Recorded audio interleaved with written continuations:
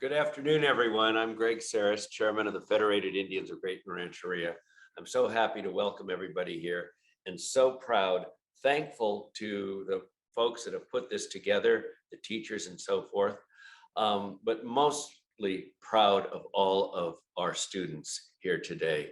It's so important. I want to give a special thanks to Sherilyn Parsons of Bay Area Book Festival. I've known Sherilyn for a long time.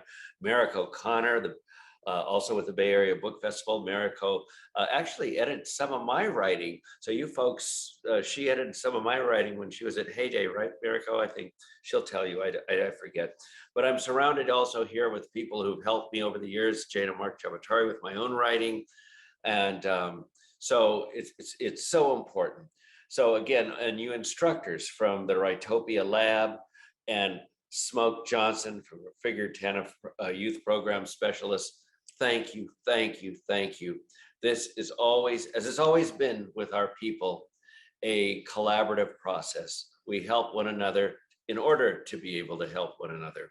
So it's so important. The prompt that you had is, how has your life changed during the pandemic? You know, to me, it's so touching as an older person, a lot of your parents or even grandparents' generation, you younger folks, to see you writing and telling your stories. You know, with Indian people in the past, as we were dominated by others, we were always thought to be stupid. And the anthropologists and the scientists studied us. We would dance and we would tell stories, but they would write and tell other people what they meant and what we were doing, as if we couldn't do it ourselves. We didn't understand what we were doing ourselves. We couldn't articulate our own feelings, our beliefs, and how we were thinking for ourselves. Now today, each one of you has the pen. You are carrying on a tradition where you're going to be able to tell our stories, show that in fact we are complicated human beings and we can tell our own stories. We don't need a scientist. We don't need anybody else to explain who we are. We are people with a rich and complicated tradition. And now we can tell people that ourselves and tell it better with a deeper understanding than others have when they've tried to talk about us. You know, also, it's a great time for young writers, American Indian writers today. Some of you may have seen the TV series Reservation Dogs, and young American Indian writers. It's been written by, directed by, and produced by young American Indian writers, much like yourselves. And I think it's great, but there's always been an edge, a chip on my shoulder as a California Indian, that everything we always see in the big media, or so often, is about Plains Indians. A lot of references. People don't know about California Indians. Here, all of us, California Indians, we're telling our stories, and you're going to be writing the next Reservation Dogs. You're going to be writing the next movies and books. And by the way, just think of it, even if you don't go on to become quote unquote writers, you now have the pen and the ability to use the language and the pen to advocate for your families, for your friends, for your Indian community. You'll have an opportunity. As I say, there's no such thing as correct English. Teachers tend to tell you that. But any kind of English that's spoken is correct, and you should be proud of however you speak. But so-called standard or correct English becomes sort of like a weapon in your pocket that you can pull out when you need it, for doctors, lawyers, politicians, advertising, all of that. You're empowered. You now have, as writers, the ability to be empowered and engaged members of not only your Indian community, but as representatives of your Indian community to a much larger community. So I am so proud and so grateful of what you're doing and how you've been doing it. Again, my hat is off to you, and I'm anxious. I'll be sitting here listening to what you're going to write. And by the way, don't be afraid of stumbling, or don't get nervous when you're on camera. I make countless mistakes. As we heard earlier, we'll edit, and so you're going to come out perfect. It's a great chance. So just again, take a deep breath, stumble around. Here I am stumbling all around myself, your chairman. So just stumble, don't worry. We're all hanging out, we're friends. We just want to hear your stories. So again, welcome and thanks to all of the folks who've helped put this together. It's so important. It's such a wonderful thing. I talk about this when I go to Washington, D.C. with the Smithsonian. I talked to this with about politicians, just with Nancy Pelosi a couple of weekends ago. They think all of us, the teachers, and especially you students in this program, are the future.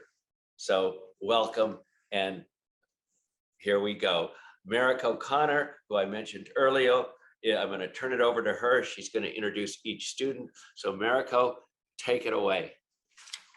Thank you, Chairman. And it was not a hardship to edit your words in the slightest, I can assure you. I'll be intermittently appearing to introduce our student speakers who will be reading from the pieces they completed for this year's Graton Writing Anthology. After they have all presented, I'll conduct a brief Q&A with the youth, but for now, I'm very pleased to introduce our first speaker, Alex Tabanero McKenzie.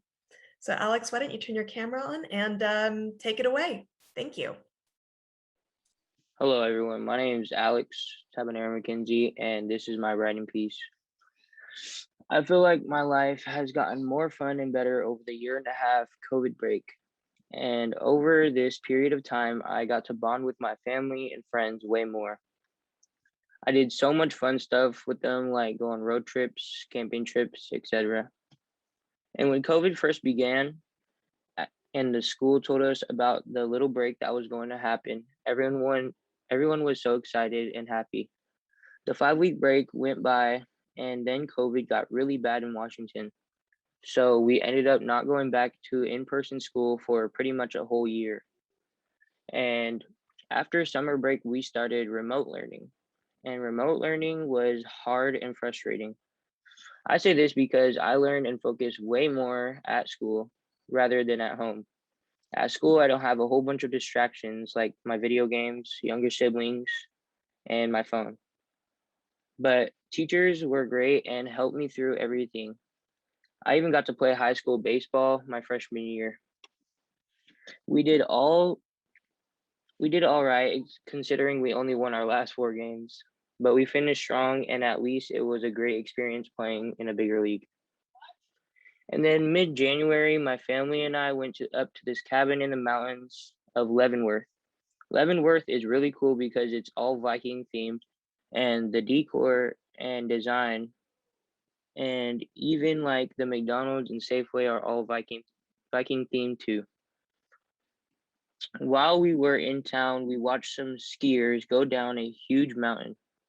And when they got to the bottom, they went on a jump. And the people from child to adult were going down super duper fast, and it was crazy. They would wipe out and it looked painful. I thought this girl broke her tailbone, and they even had to help her walk. And at the cabin, there was so much stuff like a hot tub, an igloo, and even a snowmobile track and a snowmobile. In my opinion, riding a snowmobile is just like riding a quad, but sloppier. The past 2 weekends before workshop started, I went camping at Lake Chelan, and then I went to Lake Cushman. At Chelan, I didn't camp, but I stayed at a hotel that had a basketball court, pickleball court, a swimming pool, and a dock. I fished off the dock every morning, but I never caught anything. The first day we were there, we just chilled, doing all the activities. And the next day we rented a boat and a jet ski. When we first got past the buoy, my uncle asked, "Who's going on tubing first?" And everyone just looked at each other, confused, didn't know what to say. So of course, all my cousins looked at me and they all voted me to go first. And on the tube, it's total craziness because at the beginning you're cruising and then the boat yanks you and water's flying in your face and you're going super fast. And if they hit a sharp turn with the boat, you go flying. And then after being on the boat for about an hour, I finally went on the jet ski. And my cousin and I were going super fast at like 50 miles per hour. And you may be thinking 50 miles per hour is nothing, but when you're on an uncontrollable jet ski, it's really crazy. And then on the trip to Lake Cushman, we actually camped the first night. And then once dawn hit, we played some capture the flag in the dark with glow sticks. And me and my older cousins, we played pretty rough because we're all like teenagers. So yeah, and then the next day we went to the lake, and when we went, there was a little secluded spot where there weren't so many people. For a while, we just swam and then kayaked and also paddleboarded. And after about an hour, we finally went to the bridge. When we got there, we were second guessing our decisions about jumping. And then my auntie was counting down and she was recording. And it took us about 30 minutes to jump. So finally, she was counting down from 10. And then she said, go. And then I just jumped. I didn't know what to do. So as I was falling, I kept asking myself, when am I going to hit the water? And then I finally hit the water and swam back up as quickly as I could. The second time I jumped, my cousin Kama pushed me, and then he did a flip, but he belly flopped. And then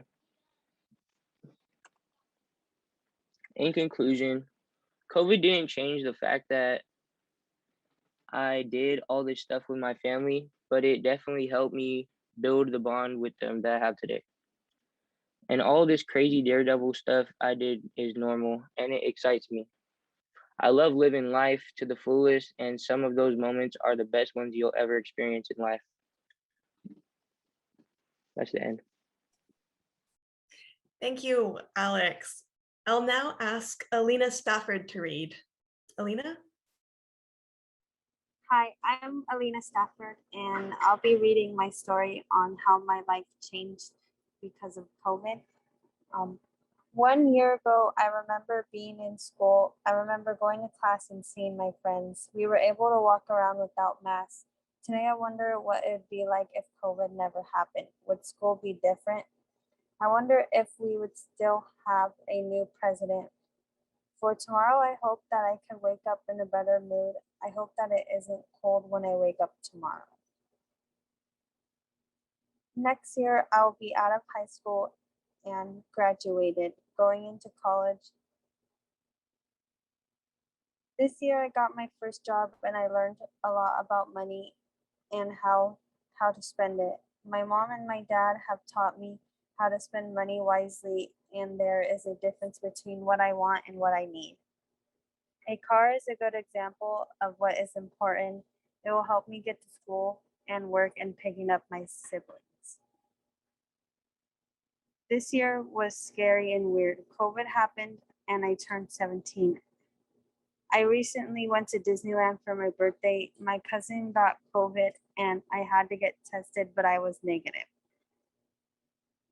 It's important to stay away from people who you don't know who are vaccinated or not. We all need to be safer and cleaner for each other.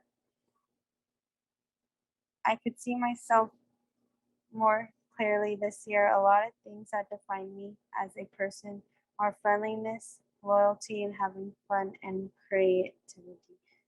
COVID also helped me find a couple new friends that I didn't have before. The pandemic helped me feel better about school and everything around me and how I need to care about my health and be more clean. And also importantly, be as nice as I can to my friends and family. They are very special to me. Thank you so much, Alina. Next up, we'll hear from Angel Martinez. Hello, I'm Angel Martinez, and this is going to be my writing piece for today. For most people, the future is uncertain, the directions their lives will head in during this time of uncertainty. Ever since the outbreak of COVID-19, I've had more free time, which has been a great impact on my life. I gained better grades throughout this year in high school and had more free time to gain a better understanding of cars. First, for many kids, the pandemic of COVID-19 created a great shift in their daily lives throughout high school. A variety of people face technological issues, while in my case, none of those seem to be occurring. Since the participation was through attending Zoom meetings, my lifestyle matched perfectly with joining right on time. My lifestyle would be depicted as having plenty of free time, and because of this, I was able to study my way out to overcome any challenge in my path. I will consider this one of the main reasons as to why my grades raised throughout sophomore year. Not only did my grades spike up, but so did my focus on lessons being taught. Overall, I would say that because of these features rising, I was able to become a higher educated student throughout distance learning. Next comes my personal favorite, which is overall gaining a better understanding of cars. In my case, cars are more of a piece of art that are meant to be used. For me, it would be the way that every car is designed differently, not to mention how good the materials can feel when owning a mid to high end car. Due to the many months with COVID, it had created an open window, leaving endless opportunities to have great bonding experiences with my dad.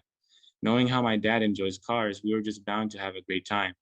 I knew that my dad always loved and cared for me. I just craved more bonding experiences which would make us more united. My dad and I first got to work by adding a turbo to our 350Z Nissan. Not only did I gain useful information on how to actually begin working on an engine, but also learned how to drive while using a manual transmission, which was all thanks to my dad. After finally learning how to drive a manual transmission with many failed attempts, I had eventually got the hang of things. All I'm going to say is that it was one of the best moments of my life, which then led to me raising the chances of getting pulled over. During my second ride of learning how to drive a manual, I had made a right onto a long and open strip of road. And anyone who loves cars just as I do knows that they just gotta fully step on the gas pedal. So in that instant, I went for it. I fully stepped on the gas and was shifting through gears as fast as I could. All I could feel and hear was the cold wind being scattered around my car, and in front of me was the beautiful road that looked like it was meant for going fast. I looked over to the right, and there he was, my dad feeling all the G-force that kept him tight in the seat. His eyes were wide open with energy and a smile that resembled him having no fear.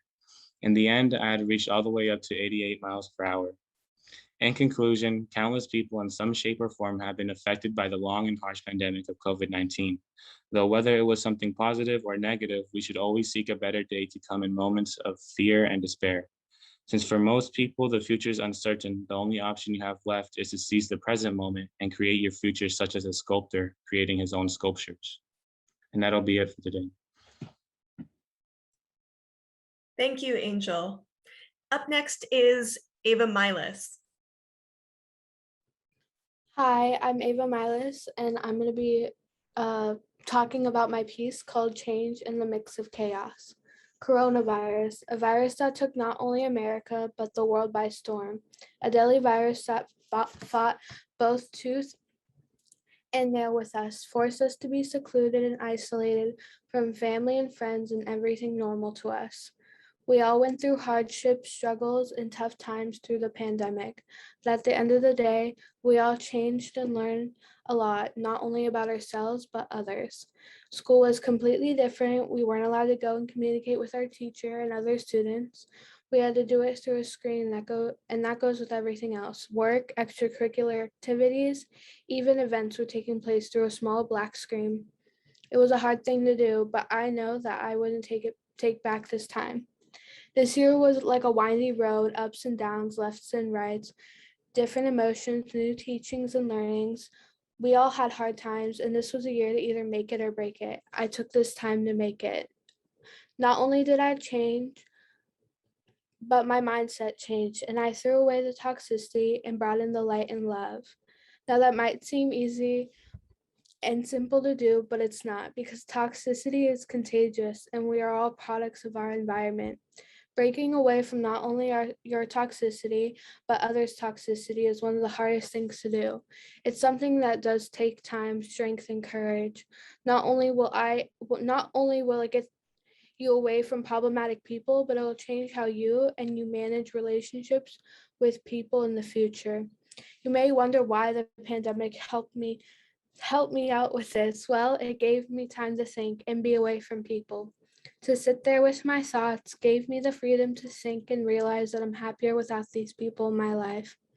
I learned how to gain a new perspective. Growing is a journey. It is hard, yes, but it's worth it. We see, hear, and do new things when we grow. Experiences are lessons, and lessons are to be learned. We all have learned a lesson. We use those tools that we gain to do other things better and more maturely. I've taken this time to reflect on things I did in the past and realize that those things have helped me grow. For even though I was away from people, I made stronger and better relationships with those people. It's okay to feel lost and trapped because you will escape that feeling. It will take time, but with determination, it will happen. That will be all that I'm reading. Thank you very much, Eva. Thanks for that. Camarina Galupi Elgin, you're next. Okay, so I will be reading my piece now. The pandemic has brought many new and negative things into our lives.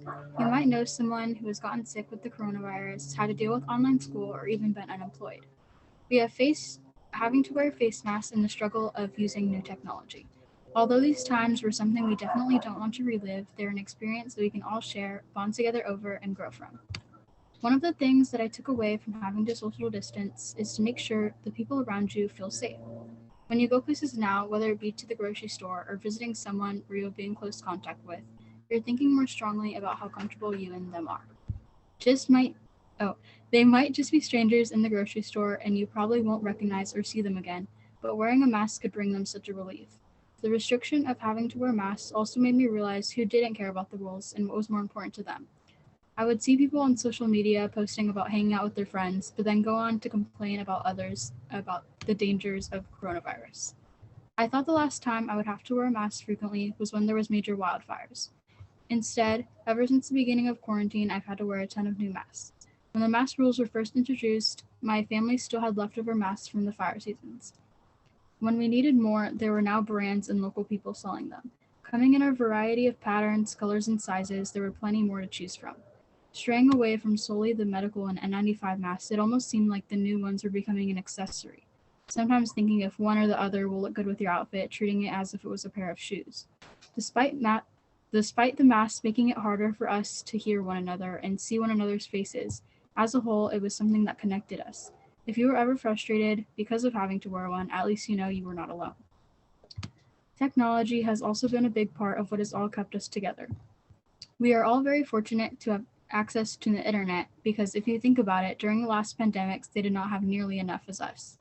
Most of the time, you couldn't see your friends or family in person, but luckily we got to FaceTime or text them. When the grocery stores were always packed and things were selling out fast, you had the option to order the products online. This helped to make sure you had a better chance of getting your things, and if you wanted to stay inside, they could be delivered to your home.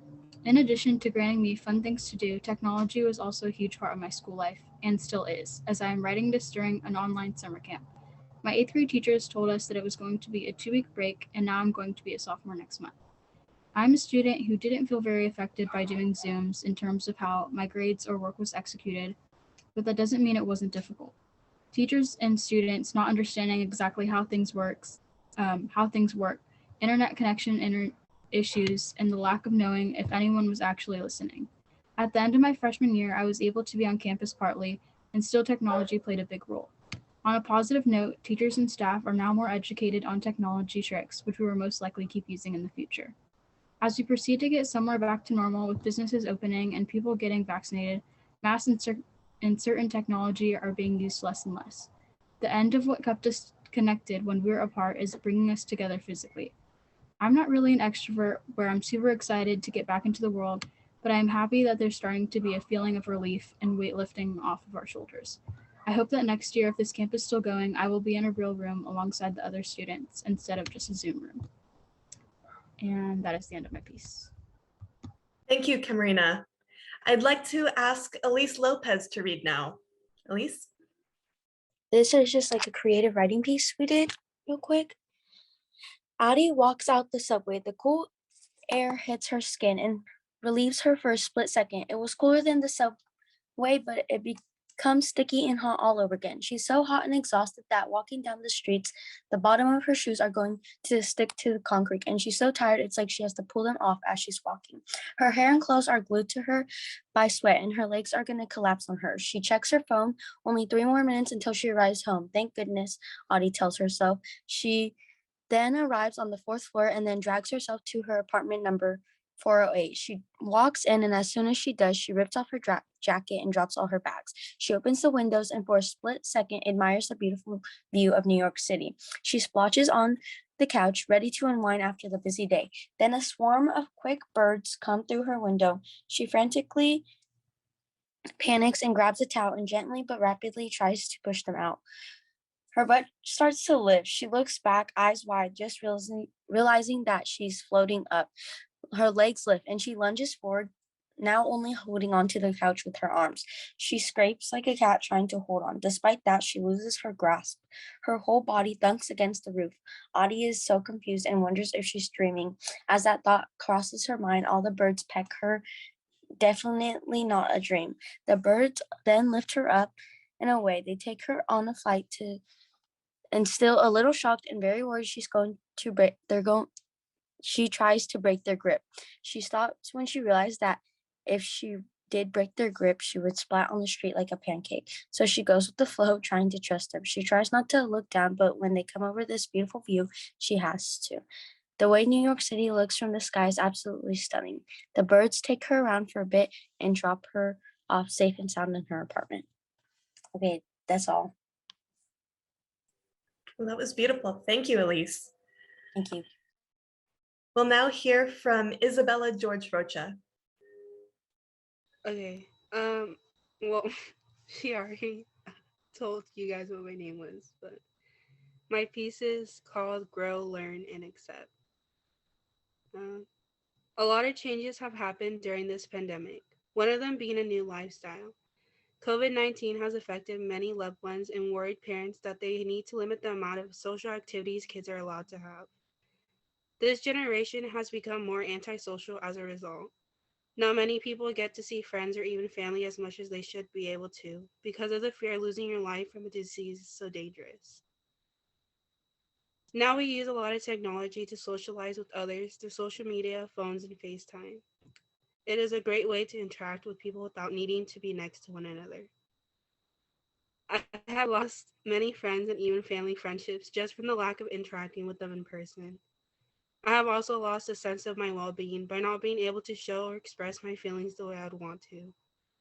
These past years have been the hardest years for me yet, especially losing trust and generosity with others who have damaged me with their actions and words. This past year, I have done some self-reflection and figured out how to live life without people who aren't mentally available. I removed the toxic people from my life. I stopped associating myself with the ones who claimed they were my friends when they weren't. What I felt like I learned from these past relationships is to never take their time for granted. You never know when something can happen. Time is so precious, and you need to enjoy every single moment given to you. My friendships with some people haven't changed. They are so strong, and I'm so thankful for the people who stayed in my life, through the bad or good. Being able to talk to people when you need them is something you don't want to lose with the person. Trust and loyalty are things I cherish the most. I used to be a person who never liked talking to people, but with the help and love from family, I have become such a strong, independent young woman. Not everyone has a support system they need. Some people have to go through everything alone. The thing is, some of us are so used to doing things ourselves that when someone wants to help you, you have a feeling that they might want something in return. I have been getting a lot of help lately, especially from my cousins. They have been a huge part of my life and my growth. I used to spend a lot of my time with friends. I was always with them, but with COVID, I moved away. As time went by, I started getting closer with my cousins again. They are people I can go to whenever I am feeling down or just want someone to hang out with.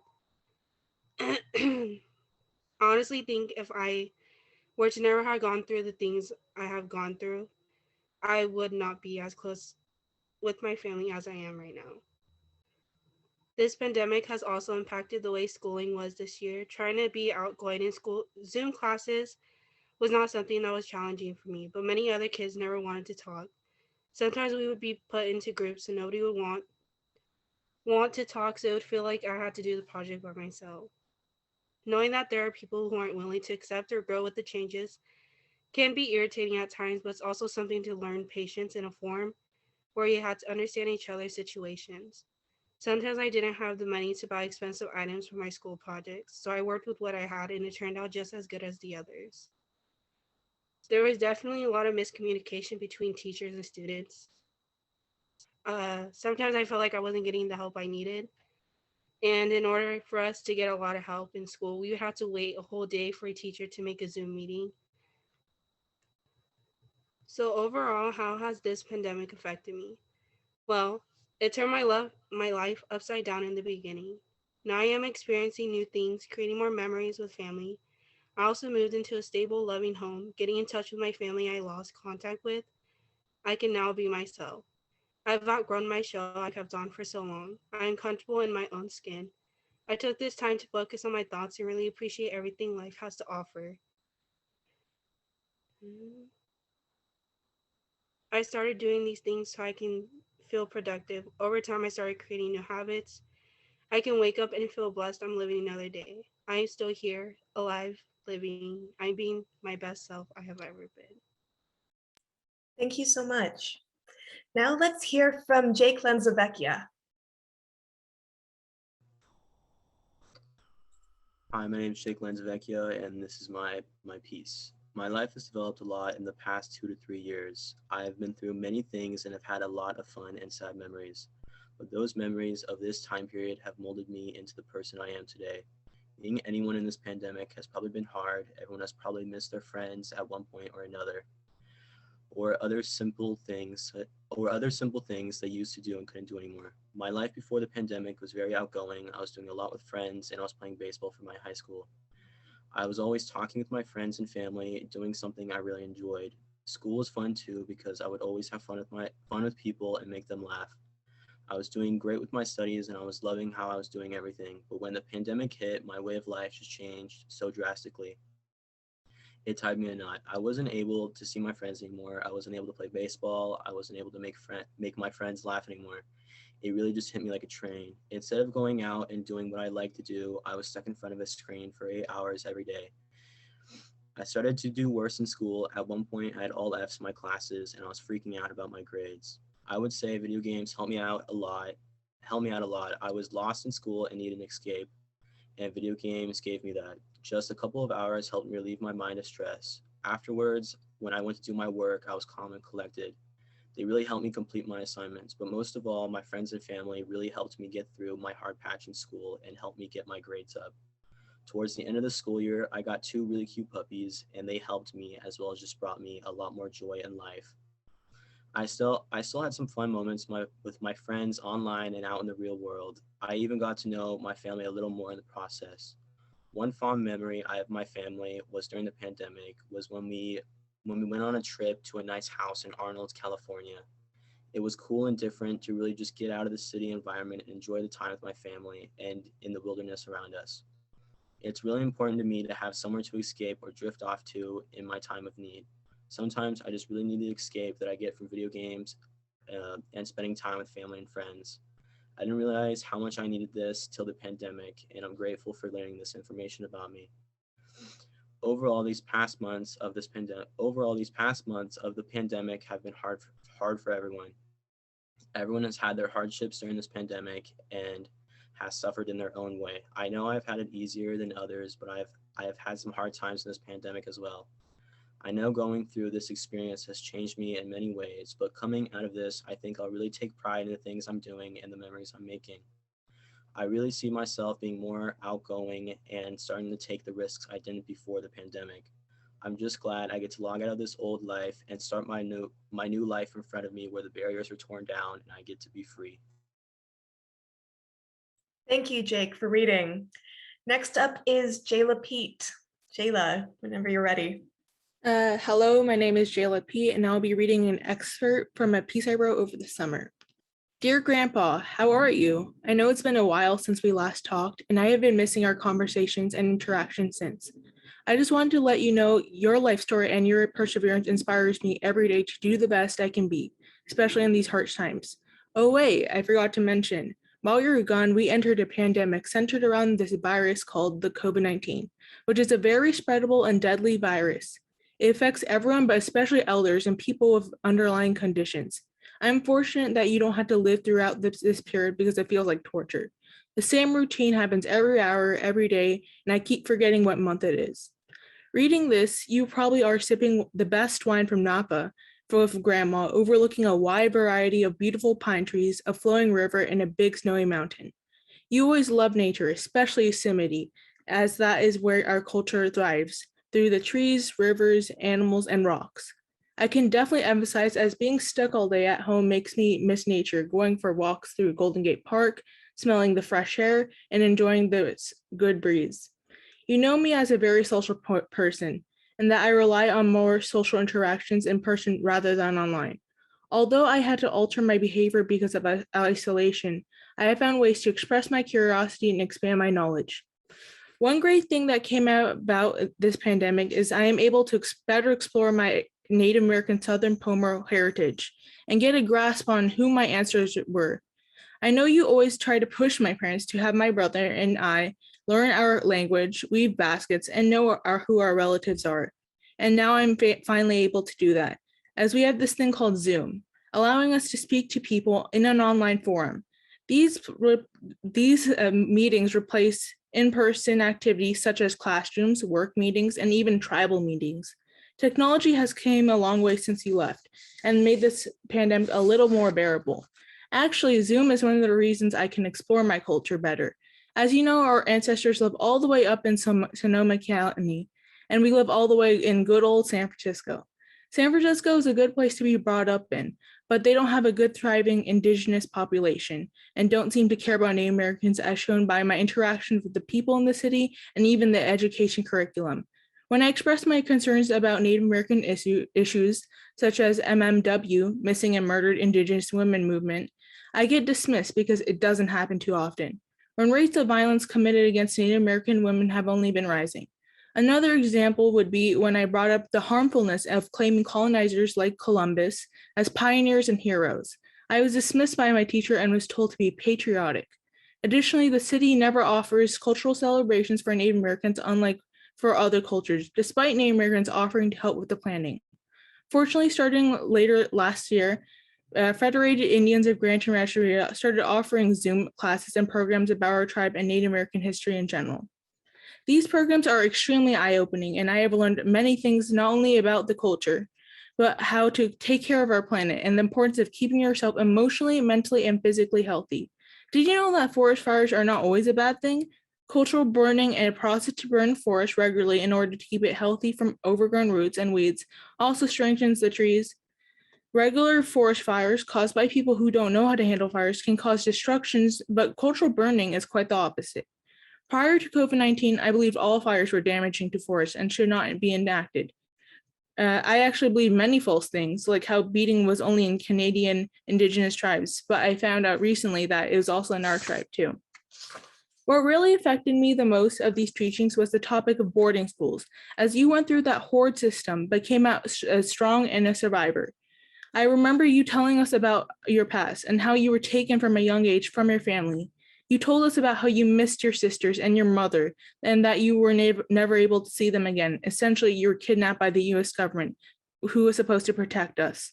Although you were able to connect with other relatives, I cannot imagine never being able to see my brother or either of my parents again.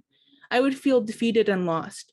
If the boarding school system was never implemented, I would probably know all my cousins, aunts, and uncles, but unfortunately, you cannot change the past. Speaking of boarding schools, recently there has been discoveries of mass graves at boarding schools filled with many Native American children.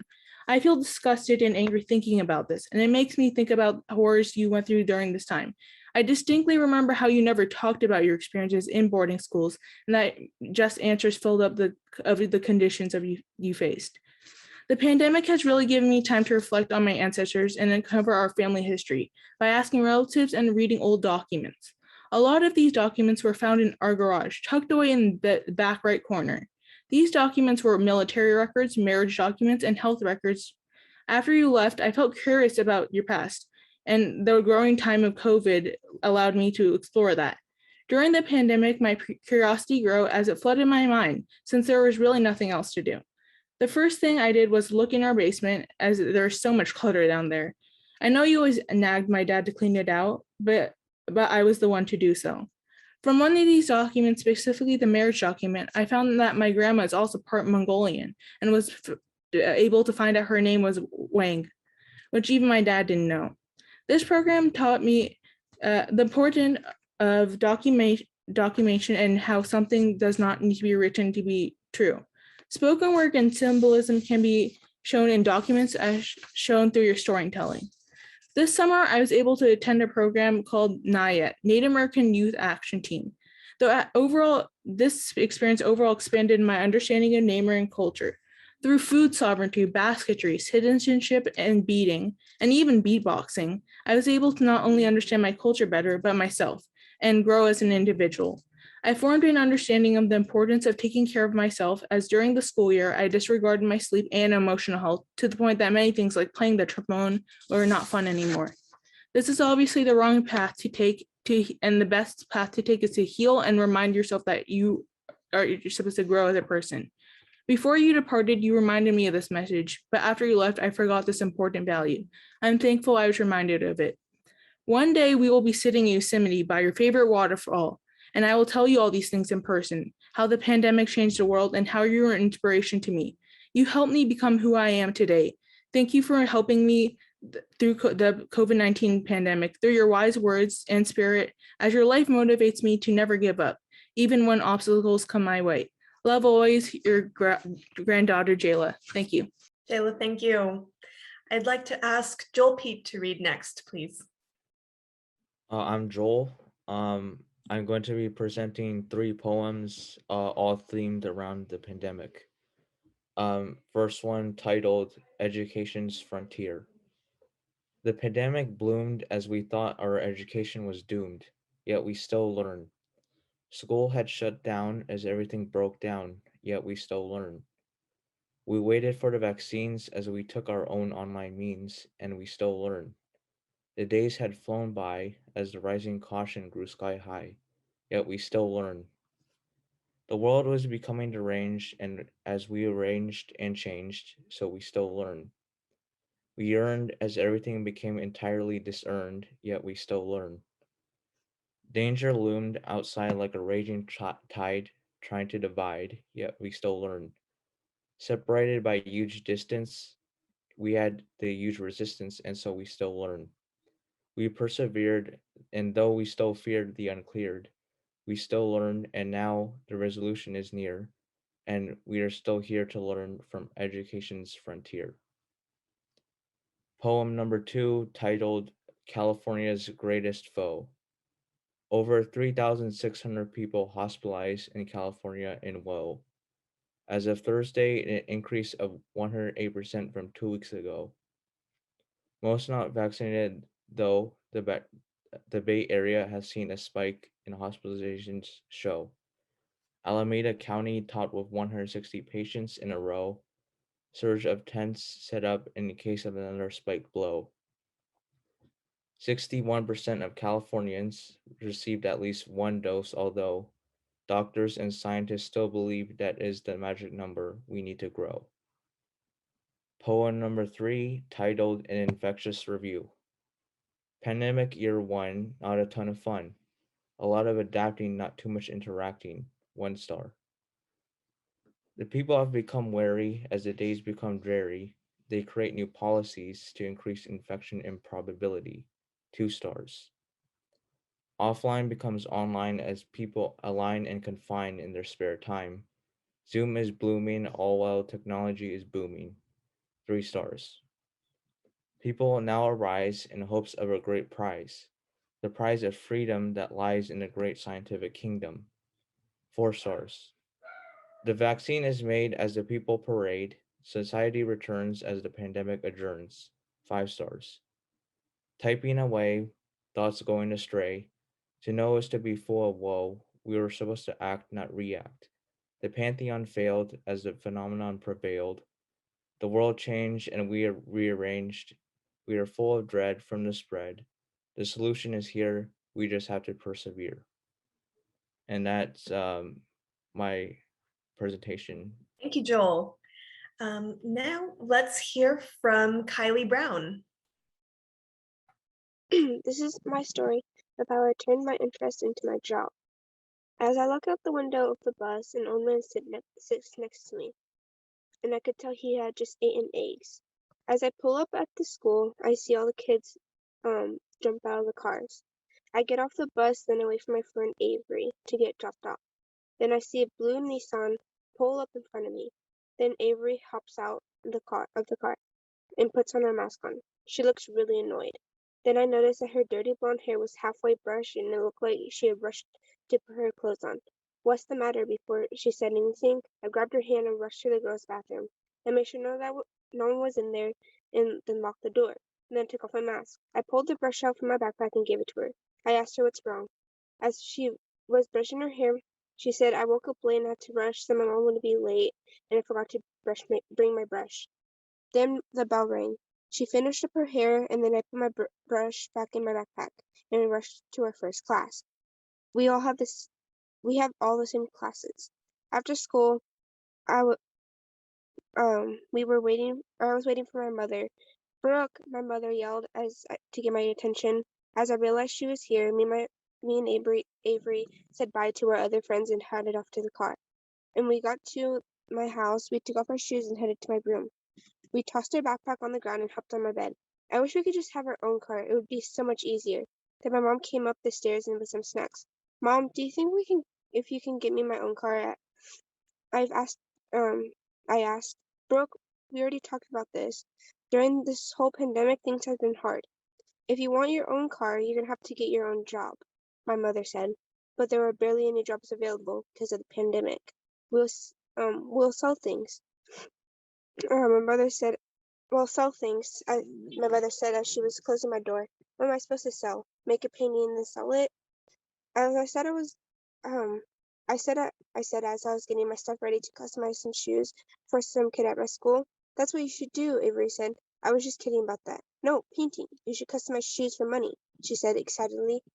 We got up and grabbed her laptop from her backpack. We hopped on the bed. We can make an online store, Avery said. But how much are we gonna sell it for? I asked. We can sell it for how much and then add like $15 or something. Well, how are we supposed to get people to look at it? We can make posters and put them around school. We spent all night making posters and editing our online store. I think that night we only had 3 hours of sleep, but we didn't care. We were just really excited.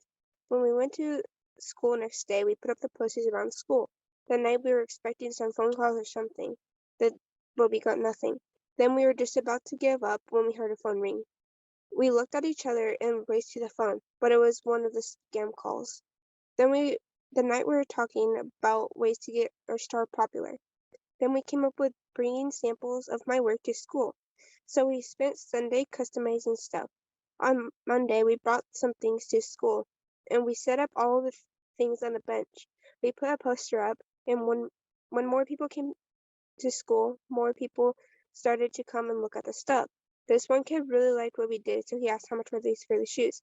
He grabbed the black Air Forces with some red drip on a Nike sign, and that in the bag, so it was more safer because of the pandemic. We looked at each other because we just brought these to school to show people, but might as well just have them now. So I said 150, but at the same time Avery said 130. Then the kid said, how about I just give you 150? At the same time, we both said yes. But a little later, when we were selling more things, the intercom came on and said, Avery Goodman and Brooke Bradley, please come to the office. I repeat, Avery Goodman and Brooke Bradley, please come to the office. We were really scared. The principal told us to come in. Then he started to say, you know what you guys are doing? Then I started to apologize. I'm sorry, we'll stop. It's just please don't tell our parents. Well, what I was going to tell you guys is that what you guys is doing really cool. I think you guys should just turn this into a club, and 25% of it goes to the school. And we agreed. So that's how our business started and how I got my first car. Kylie, thank you. Up next is Luke Lanzavecchia. Hi, my name's Luke, and this is my story, my life during the pandemic. My life during the pandemic has had many ups and downs, and throughout the year, I've learned countless things. During this year, I've had so much fun discovering new things about other people and myself. I've enjoyed it very much. For example, even though I did online schooling, my teachers made an effort to make class fun and connect with each and every one of their students.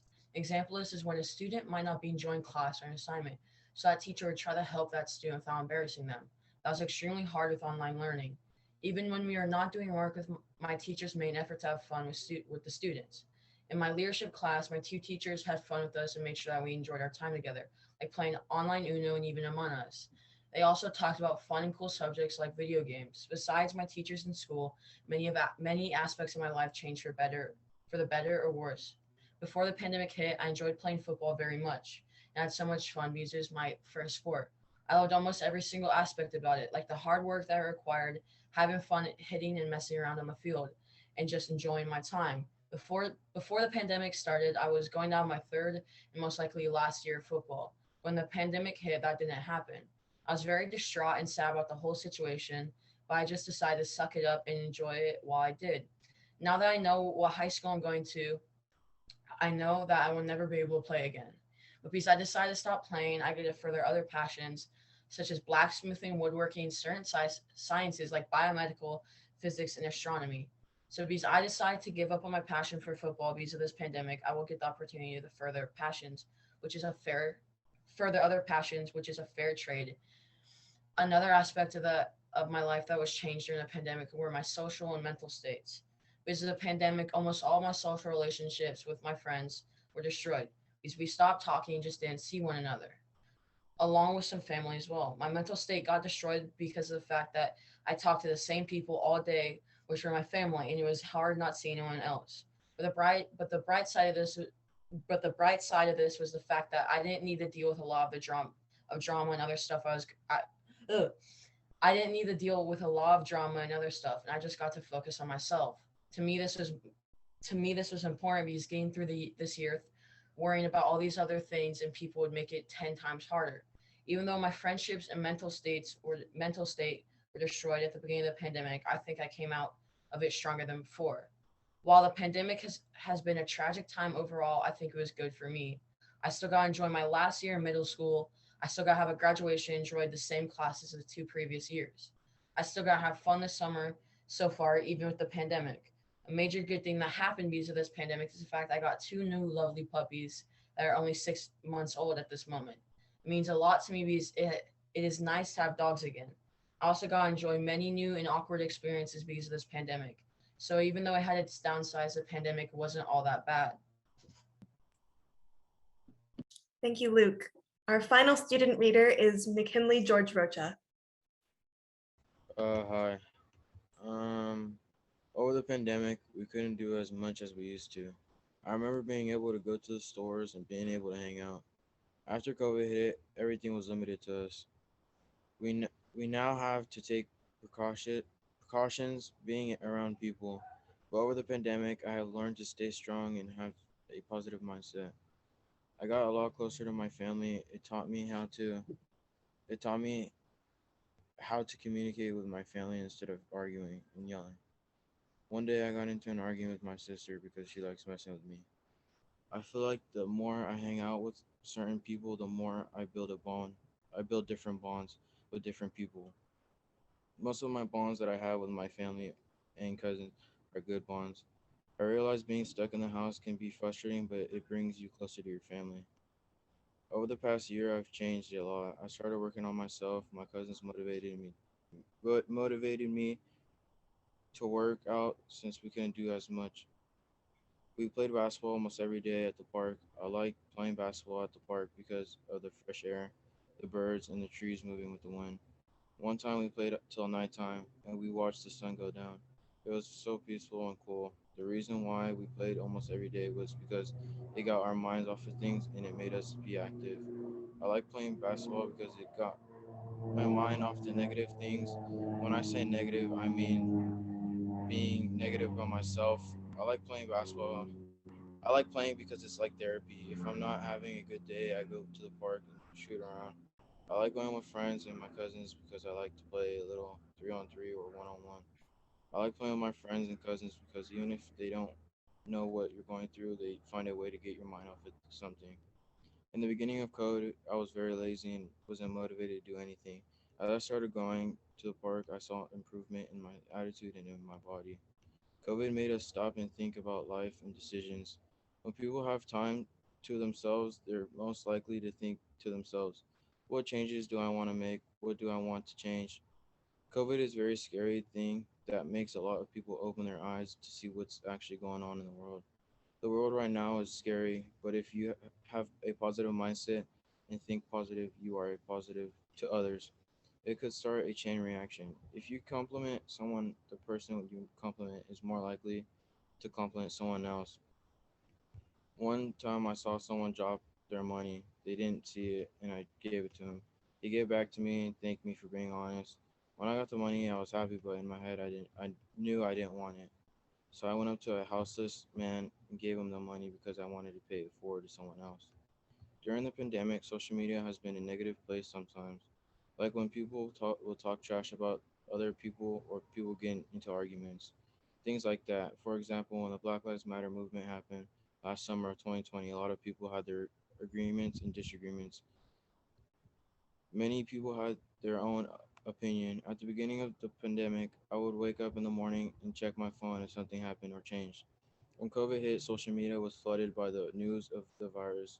When you think about one thing for a month, it can cause anxiety, depression, and not even wanting to talk to anyone. Social media Social media is like a drug. It's hard to stay away from it. The reason I say this is because if you try a drug and you like it, you're more likely to keep doing it. Social media is the same way. You go on different apps, you start to like them, and you can't keep off of those apps. I stayed on my phone almost all day during quarantine. I found out that being on your phone all day causes you not to talk to anyone anymore. Anyone or causes you to not pay attention to what's going on in the world. For a while, I was worried about the internet more than I was worried about what was going on around me. I felt upset when I saw someone posting pictures of themselves at parks or going on vacation. I see them posting photos of beaches with clear water or them going camping. But as I kept doing that, I got nowhere. I understood that it wasn't safe to leave home. We couldn't go to places because of the high rate of infection. COVID is a dangerous virus that kills people. Why risk it to have some fun going somewhere to catch when you can stay home and find something fun to do? Like I went to the park when no one else would go, just to shoot around and get out the house for a little bit. Social media can drag you into a hole where you feel like you can't dig out of it. Sometimes it's best to stay off social media and just do activities outside or with other people. Thank you, McKinley. I've been saying it throughout the program, but I am really filled with gratitude for all your words. This year and a half has been unlike anything that I'd say most of us have ever experienced. And I know your pieces helped me, and I'm sure other members in our audience as well, to make sense of what's been a really challenging time. So really, thank you. Great. Well, I think it's time for some Q&A with our students. First, I'd like to bring on Camarina. If you could turn your camera back on. Camarina, I know that you this is I believe your second time at the Graton Writing Workshop. And I love in your piece at the end when you finish with, you really hope that if there is a camp next year, that it will be in a real room instead of a Zoom room. As somebody who's gone through this experience a couple times, I just wanted to know what your favorite writing exercises were that were led by the fabulous instructors from Writopia Lab. I think one of my favorites was where everyone kind of jotted down ideas and then we took turns like combining them together, and there'd be like a certain time limit and then you just get assigned more and more to create a new story. And then one of the other ones from this year that I remember, it was like our perspective on dreams, which I thought was super interesting because I don't usually get a lot of dreams, and when I do, they'll be like nightmares, but it's cool to see other people talk about and write about like their experiences in it and if they like it and they think it's a cool way of like escapism and cool adventures they get to go on. So it's just cool seeing other people's opinions on different things. Great, thank you. Now I would like to ask for Joel, if you could turn your camera on really quickly. Hey there. Yeah. I am so thrilled to see poetry included in this year's Graton Writing Anthology. I know there are a few poems submitted by students. Eva, I know you wrote some poetry as well, but I was just curious about how you took this entire, year plus of this pandemic and just distilled it down into 3 poems where, every single word counts. So basically, you have to scale a timeline, like you recall, you reflect on what has happened over the past year, the year before that, how it all started. You kind of had to engulf yourself and like re-experience everything as it was, and you just had to kind of like record it down. You have to express it in a way that's both interesting and but it also gets your point across and like summarizes your overall experience over COVID. And yeah. Must have been quite a challenge. So done with a plum. So, congratulations. I think that your idea of a timeline is really interesting. I have never conceived of poetry in that way. So that's really cool to hear about. Thank you. Finally, I'd just like to bring Elise back for a minute. Elise, are you there? Yeah, I'm here. Hi, Elise. Good to see you. I loved your piece. It was so beautiful and moving. I wanted to know how this piece came to be, just in general. And did the pandemic influence it, or was it just kind of something you'd had in your head? And how did Writopia, how did they bring that out during the week you were in workshops? Okay, so this was actually a piece we did do in the Writopia during that, like one of the classes. This is like, so the way that affected my writing, it like brought out the creative side of me, because usually I do more literate writing or like argument essays, stuff like that. So it really like challenged my creative side and to really practice that. So that was super fun. And that's how that just came to be. And my instructor for the thing was just throwing obstacles at us to like add into our stories, make scenarios in our stories. And it was just really fun, and it helped me with my writing and my grammar and just everything a lot. And I think it's also helped with school because I practiced writing over the summer. So now I'm pretty good with it in school. Awesome. Well, great job. It really shows.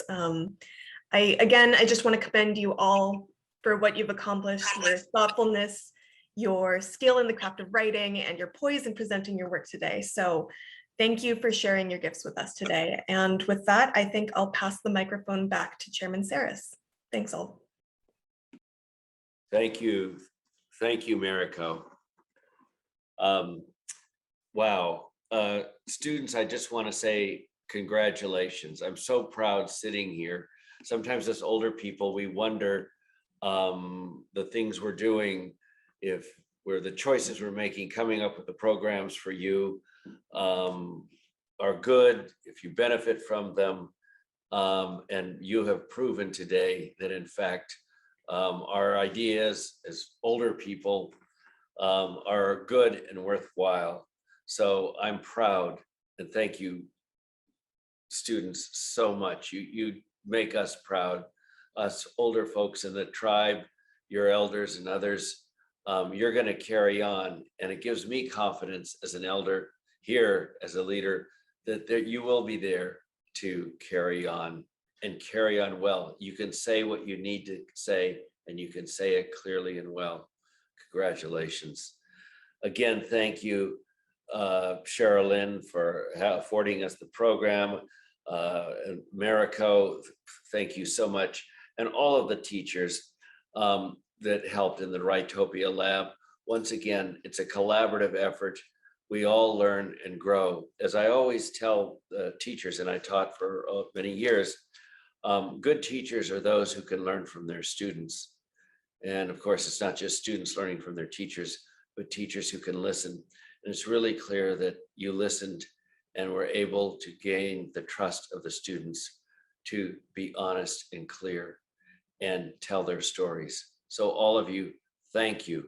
Another great Bay Area Book Festival writing summer, more to come. Keep writing, folks, as I tell all my students at the university. Keep writing, keep thinking, and take care of yourselves. Be well, and know that I, the Tribal Council, and all the people in the tribe are so proud of you. We're watching, and you make us so happy and proud. Our lives, it makes us older people, and your ancestors' lives having been worth living when we see you. So be well, take care, and again, congratulations.